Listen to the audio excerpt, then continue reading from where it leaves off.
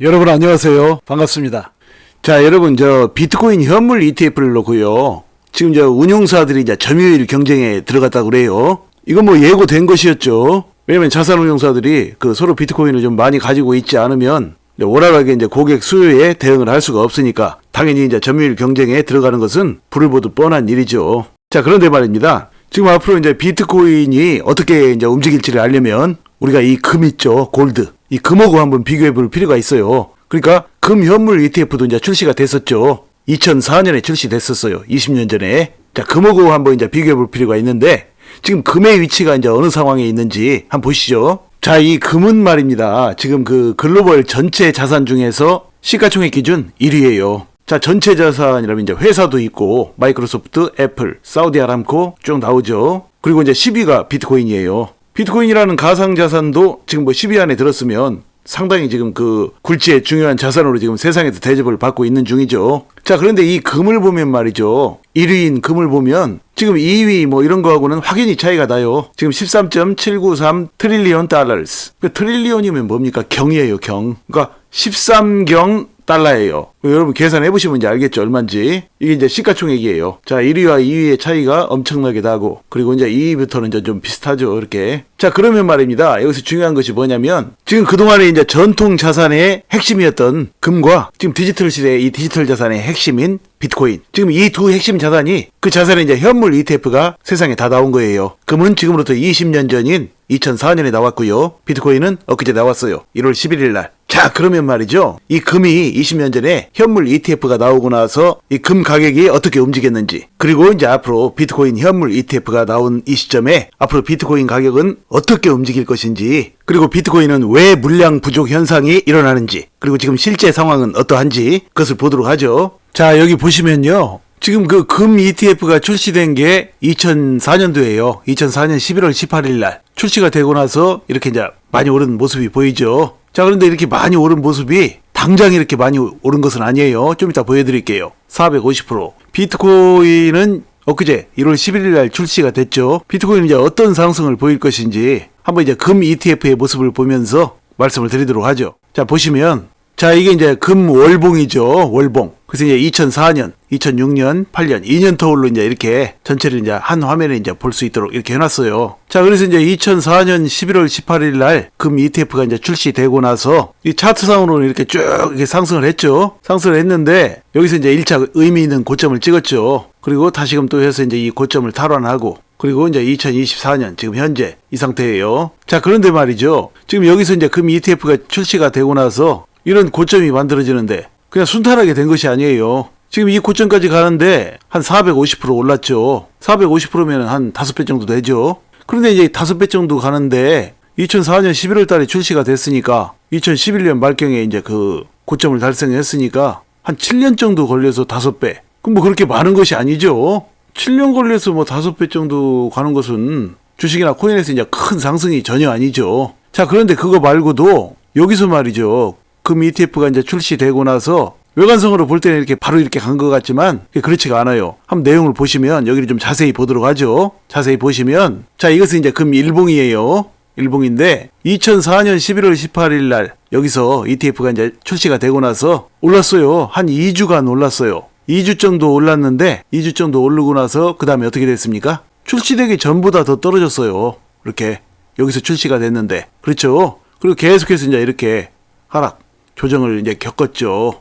박스권에서 이제 이렇게 움직였어요. 조정을 겪고 이 전 고점을 여기서 뚫었죠. 2005년 9월 달에 뚫고 올라갔어요. 올라갔는데 그렇다면 ETF 출시되고 나서 2주간만 오르고 그리고 나서 계속해서 이제 조정을 겪었는데 이 조정 겪은 기간이 얼마입니까? 이게 한 290일 정도 돼요. 그러니까 한 10달 되죠. 자, 이런 모습을 보면 말이죠. 비트코인도 뭐 이런 모습을 보인다라면 비트코인도 별 재미가 없는 거 아니냐. 투자해서 그렇게 생각하시는 분들도 많으신 것 같아요. 그러나 말입니다.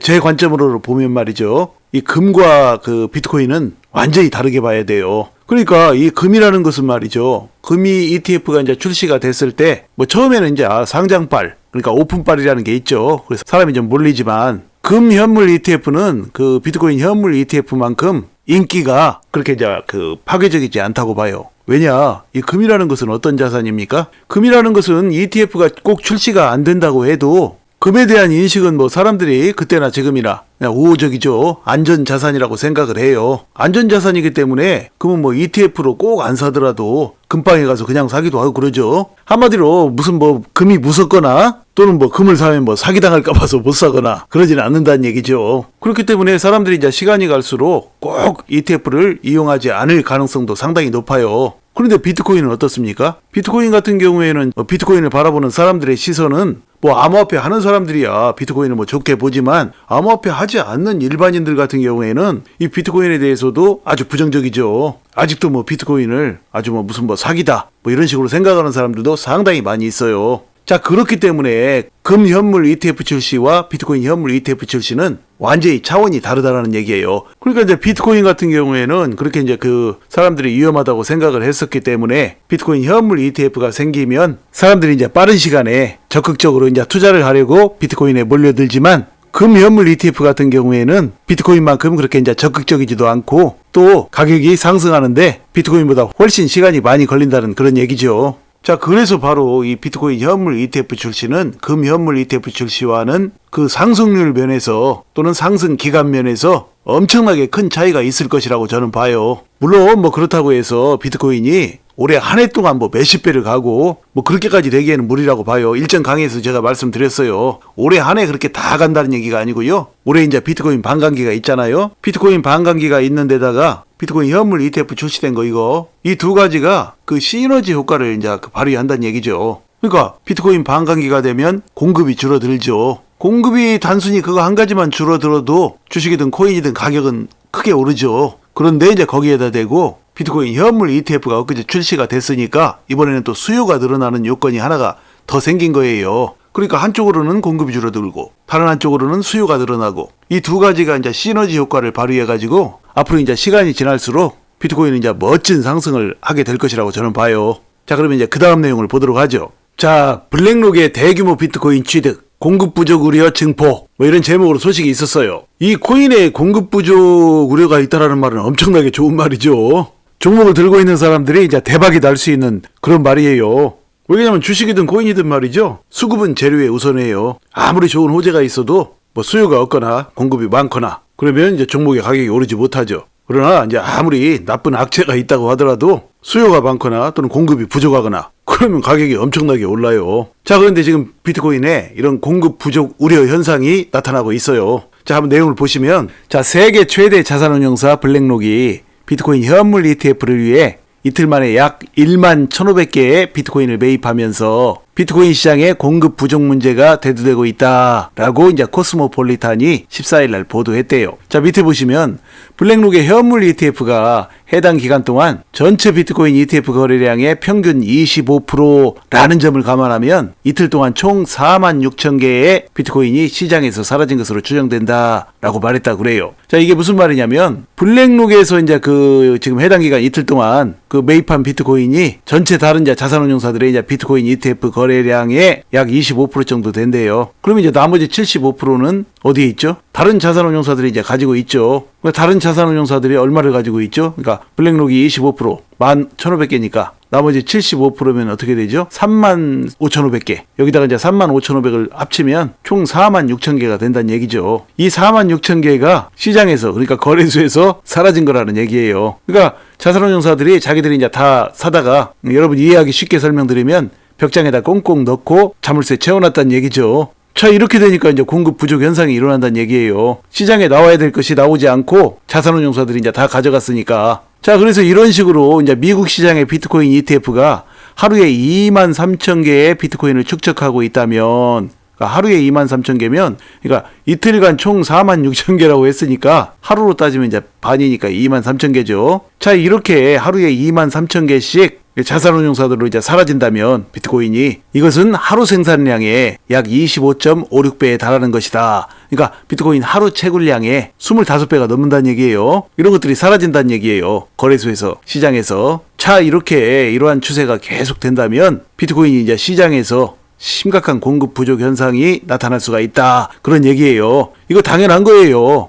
이미 이것은 이제 예고가 됐었는데 실제로 이제 우리 눈앞에 지금 이게 보이고 있는 거예요. 자, 이렇게 이제 공급 부족 현상이 나타나게 되면 어떻게 되냐면 미국 ETF 뿐만이 아니죠. 그러니까 미국 ETF 시장뿐만이 아니라 전 세계적으로 이제 소매 투자자들, 거래소에서 이제 거래하는 사람들이요. 또는 뭐 이제 다른 글로벌 이제 ETF라든지 또 시장 참여자들, 이런 사람들도 이제 비트코인을 확보하려는 경쟁에 뛰어들 수 있다라는 얘기예요. 그러니까 수요가 엄청나게 늘어난다는 얘기죠. 자, 그런데 뭐 이것도 중요하지만요. 이거 말고도 또 중요한 게 있어요. 비트코인 이제 공급 부족 현상이 생기는 중요한 이유요. 그 중요한 이유가 뭐냐면 이 자산운용사들이요. 그러니까 이제 세계 최대의 자산운용업체 블랙록을 포함해서 대부분의 많은 자산운용사들과 이제 기관들이 이 비트코인을 매수할 때 이 거래소에서 하지 않고 그 장외시장에서 주로 많이 한다고 그래요. 왜냐면 이제 자기들이 이제 많은 양을 매입을 하잖아요. 거래소에서 하게 되면 그 매입하는 과정 속에서 가격이 확 올라버리죠. 많이 매입하니까. 그렇게 되면 이제 자기들이 계속해서 비싼 가격에 사야 되는데 그러면 손해죠. 손해기 때문에 거래소에서 하지 않고 이제 장외 시장을 통해서 이제 매수를 한다고 그래요.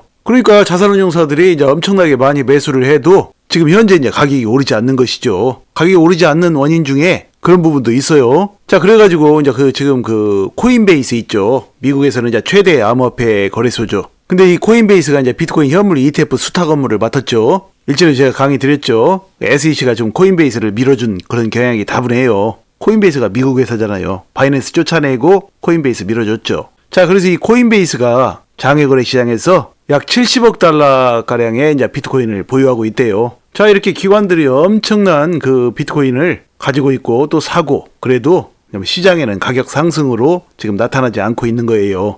그러면 이제 여러분께서는 이제 이런 걱정을 하실 수가 있잖아요. 아니, 기관들이 앞으로도 계속 그렇게 장외에서만 매수하면 비트코인 앞날이 그 어두운 거 아니냐, 뭐 이렇게 생각을 하실 수도 있겠지만 그게 그렇지가 않습니다. 왜냐면 말이죠. 이제 기관들은 자기들이 이제 그 비트코인을 사는 과정 속에서 가격이 올라버리면 이제 자기들도 낭패를 보니까 이제 장외에서 거래하는 것이고, 그렇다고 하더라도 이제 기관들이 다 사가지고 자기들이 이제 그것을 가지고 있잖아요. 그러니까 시장에서 비트코인이 사라지면서 공급이 부족해지는 거예요. 이렇게 공급이 부족해지면 이 가격이 오르는 현상은 이제 이어서 바로 나타난다는 얘기죠. 그러니까 거래소에서 개인들이 비트코인을 조금만 사도 비트코인 가격이 크게 오르고 그러는 거예요. 그러니까 공급이 줄어들어가지고 공급 물량이 빠듯할 때, 자, 그런 때는 조금의 매수만으로도 가격이 이제 엄청나게 폭등을 하고 그런 현상이 이제 발생을 해요. 그러니까 이제 자산운용사들이 이제 장외 시장에서 거래를 함으로써 그동안 이제 오르지 못했던 부분들까지 나중에 함께 다 오르는 그런 현상이 발생한다는 거예요. 그러니까 결국은 마찬가지라는 얘기예요. 그러니까 그런 부분은 이제 걱정 안 하셔도 돼요. 자, 그래서 이제 이런 며칠간의 이런 과도기가 좀 끝나고 나면 앞으로 이제 비트코인이 정상을 찾고 본격적인 이제 상승 장세가 일어날 가능성이 높다라는 얘기예요. 그러나 이제 항상 투자에서는 100%라는 것은 없어요. 뭐 종목의 흐름은 단기적으로는 엿장수 마음대로 가는 것이기 때문에 설령 단기적으로 어떤 일시적인 뭐 급등락이 나온다고 해도 이제 뭐 그런 것에 흔들리지 말아야 돼요. 부디 이제 여러분께서 이제 앞으로도 차분하고 지혜로운 투자로 앞으로도 여러분의 인생을 바꿀 만한 멋진 수익들을 내시기를 간절히 소망합니다. 자, 이야기를 마칩니다. 여러분 시청해 주셔서 감사드리고요. 항상 건강하시고 행복하세요. 감사합니다.